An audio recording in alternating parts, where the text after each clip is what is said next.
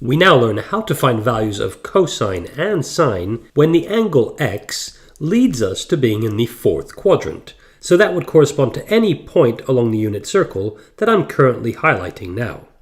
Now we're going to learn the method by working through a few examples. So let's go right ahead and get started. As a first example, we're asked, without using a calculator, to find the exact value of cosine of 330 and sine of 330. Well, starting from the point with coordinates 1, 0, which is always the starting point, the angle 330 would correspond to the point on the circumference of this unit circle that we find by moving anti-clockwise through 330 degrees along the circumference of this unit circle. So that would correspond to approximately this point right here. So I'll just add that point. And I'll call it P. Now I draw the radius OP, like so. And so this angle, which I'm currently writing in blue, corresponds to 330 degrees. Now, by definition, this point P has coordinates cosine of 330 and sine of 330. And we can definitely see here that P lies in the fourth quadrant of the grid.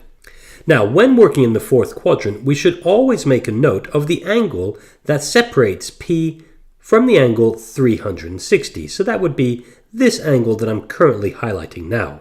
Since we went through 330 degrees to reach P, there should be 30 degrees left. So I'll just add that to our diagram. We have 30 degrees here. Now that that's done, our next step is to reflect point P across the horizontal axis to define a new point on the unit circle that we'll call Q. So let me just add that.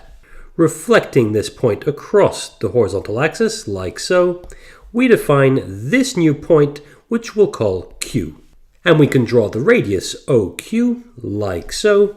And now, since point Q is the mirror image of point P across the horizontal axis, the angle that point Q will correspond to on the unit circle will be the same as the angle that was separating point P from 360 degrees, and that was 30 degrees.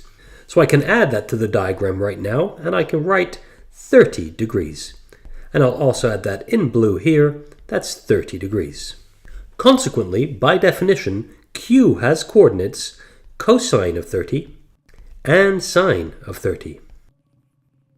Now that we have both points P and Q on our unit circle, we compare their coordinates. Looking at these 2 points, we can see right away that they have the same horizontal coordinate. Consequently, the values of cosine of 330 and cosine of 30 will be the same.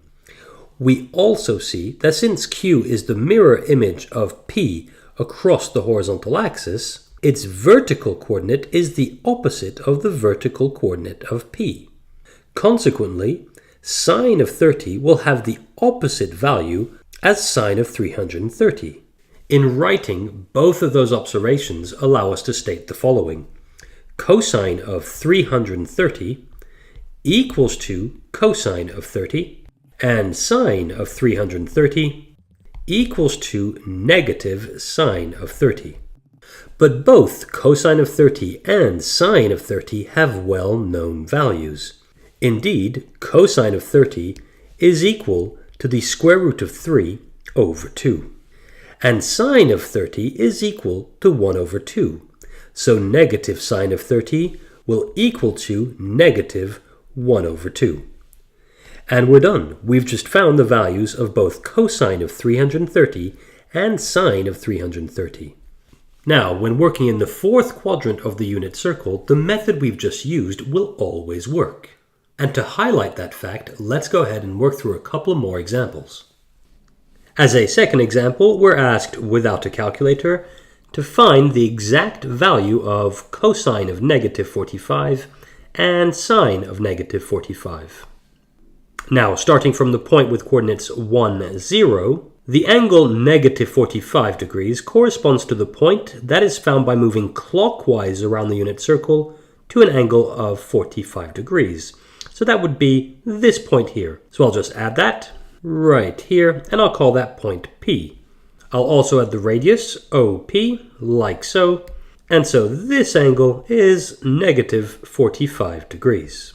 Now, by definition, P has coordinates cosine of negative 45 and sine of negative 45.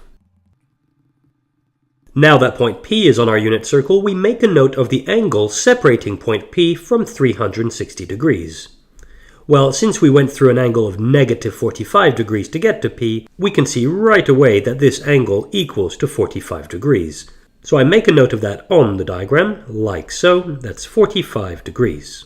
Now that that's done, I reflect point P across the horizontal axis. And in doing so, I define the new point on the unit circle, which we'll call point Q. And I add the radius OQ. There we go. Since Q is the mirror image of P across the horizontal axis, the angle that Q will correspond to on the unit circle will equal to the angle that separated P from 360 degrees, and that was 45 degrees. So I add that to our diagram, like so. That's 45 degrees. Now Q, by definition, has coordinates cosine of 45 and sine of 45. Now, at this stage, we have both our points P and Q on our unit circle, along with their coordinates. Now, the coordinates of point P are the values of cosine and sine that we're after, and to find them, we compare them to the coordinates of point Q. Now, looking at both of these points, we can see right away that both points have the same horizontal coordinate. Consequently, we can state that cosine of negative 45 equals to cosine of 45. We can also see that since Q and P are the mirror images of each other across the horizontal axis, their vertical coordinates are the exact opposites of each other. In other words, sine of negative 45 will equal to the opposite of sine of 45. In writing, that leads to the following. Cosine of negative 45 equals to cosine of 45. And sine of negative 45 equals to negative sine of 45. Now, both cosine of 45 and sine of 45 have well-known values. Indeed, cosine of 45 is equal to the square root of 2 over 2. Likewise, sine of 45 equals to the square root of 2 over 2. So negative sine of 45 will equal to negative the square root of 2 over 2. And we now have the values of both cosine of negative 45 and sine of negative 45. Now, this example actually highlights an important result. And here it is. For any angle x, the following result will always be true. Cosine of negative x equals to cosine of x, and sine of negative x equals to negative sine of x. And I'll just box that result. We say that cosine is an even function, and sine is an odd function.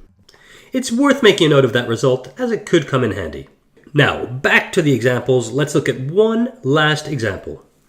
Again, we're asked, without using a calculator, to find the exact value of cosine of 300 and sine of 300. Well, starting from the point with coordinates 1, 0, 300 would correspond to the point on the unit circle that we obtain by moving anti-clockwise through 300 degrees. So that would be approximately here.